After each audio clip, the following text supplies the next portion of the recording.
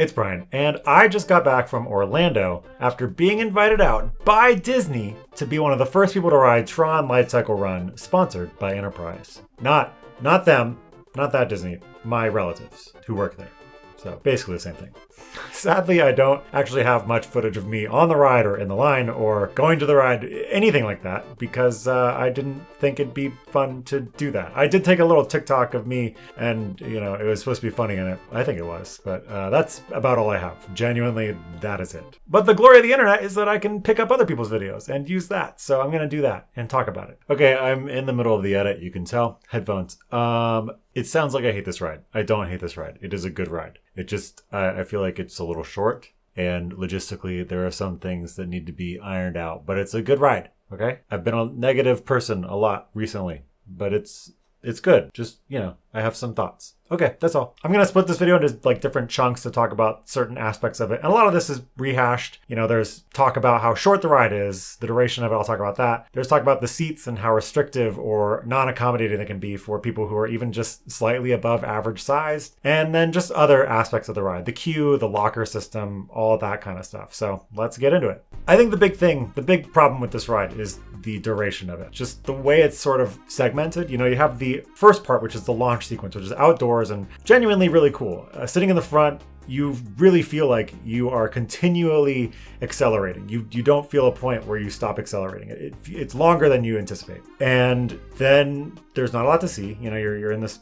dome structure thing. And then you end up inside at this little dark room portion of the ride. And that's where you get a lot of the narrative, story-driven elements of the ride. And I feel like for how short it is, it's about 20 seconds indoors. There's really not much that happens. You go through the gates and you hear the countdown, 1, 2, 3, 4. And then you see an orange Tron bike guy, Team Orange, get cut off and he falls off his bike and dies, and then it's kind of over. And so it's kind of I don't foresee a lot of people when this ride exits the sort of virtual queue system after it's gone public. I don't foresee a lot of people waiting an hour and a half, 2 hours, 3 hours for this ride and coming out happy from it. Even though the launch is exhilarating.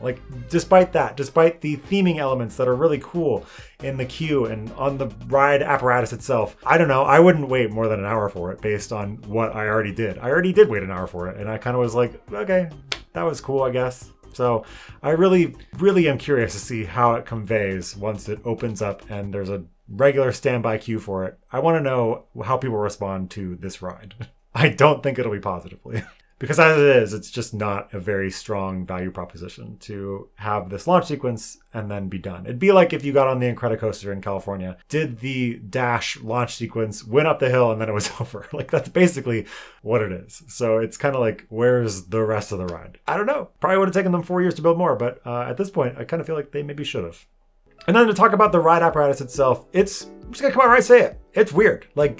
Getting in is a challenge. It can be for many people. I made a note to watch the person in front of me get in so that I could get in as quickly as possible, just based on how he did it and what he did. And I was ready to go. But for a lot of people who aren't paying attention to that, or maybe are talking to their friends or whatever, there's going to be some slowdown there. And I think people with some social anxiety might have some issues here too, because the queue is set up in a way where everybody coming into this loading room can watch the platforms and see people getting in. So if you have even a momentary pause where you're having trouble getting in, everybody's gonna watch you, and that's weird. I didn't like that as much. But there were a lot of instances while we were in line where people weren't able to get into the ride vehicle. There was a little girl who tried to get in and she felt like she wasn't properly secured, so she had to get off the ride, and that delayed the train by probably a minute and a half. So there's gonna be a lot of load issues like that, especially in the beginning as people are getting used to it, where it's gonna take some time and it's gonna really add on to the wait time. And then in addition to that, once you do get into the seat, it's not very comfortable. You have that metal bar that kind of collapses in on your leg, and that's been the problem part for a lot of people who are maybe above average build to get into the seat. But even when you're in it, it's you're compressed against your sternum. You're laying forward and you're compressed against your sternum. And even as a man with nothing here really to speak of, I was this hurts. And I spent a lot of the ride up. I was leaning up, sitting up, basically embracing the wind coming at my face. I asked my cousin and my aunt who were on the ride with us afterwards, I was like, yo, you guys got chest. Did that hurt? And they're like, yeah, that hurts. So it's not a particularly comfortable experience in any way. And when you're in it, you're kind of looking, you have to look down. So if you want to stay in the position, you have to hold your neck up. So it's not at all a comfortable position in any way. It's just a really bizarre choice. Like I get why they had to do it to fit that ride vehicle, but as far as like comfort and enjoyment goes, definitely took a backseat because they are not at all considered in any part of this process. I do think they'll probably eventually make a change to add more of the sort of accessible vehicles at the end of each train. Right now, it seems like they're only at the end of like every 2 trains or something like that. I think as time goes on, they'll probably need to add more of those because I saw a lot of people who were needing those and that line kind of tended to back up and it would congest the regular line. So I feel like just to sort of ease that flow, they might want to add more of those ride vehicles in. Even for people who, maybe could fit in the regular seat but just don't want to, I feel like it could be a good option for like maybe that little girl who I was talking about earlier who had trouble getting in. Maybe it could be an option for her. So it's just interesting that there's a lot of issues with the ride system. I feel like that will need to be ironed out or learned, and I foresee that taking some time. Another issue that came up, I was in the front row with my cousin, but my other cousin and my aunt were behind us, like I mentioned earlier. And they told us after the ride that from their position in the second row, it was basically just looking at our asses in front of them. Like, they could look ahead and just ass. So I know there are a lot of people who are comfortable being like, I want to wait for this row or whatever on any ride, and I've never really been that kind of person. But on this ride, I might be, because I don't anticipate it will be as enjoyable. It could still be enjoyable, just not as much if you're not in the first row. So just, keep that in mind. If you really want a good experience, maybe try to hold out for the front row, because it's worth it. It's better. I just objectively, without having been in the back row, I can say it's better. So now to talk about some of the other aspects of the ride, I want to first talk about the locker system, which is interesting. I like that they're doing it. There are a lot of rides where you just kind of put your bag on the side and you hope it's still there when you come back, or you like loosely straddle it between your legs, and that's fine. But to have like a locker to yourself is really nice, and I like the way it's sort of pass through. So you can load it in on one side, you get off the ride, and you take it out from the other side. That's nice. What I don't like about it is, and I've seen a video of this, it doesn't seem to work with the iPhone like touch point thing or an Apple Watch, which would imply to me that it only works with the like physical plastic keys that pass holders have or magic bands.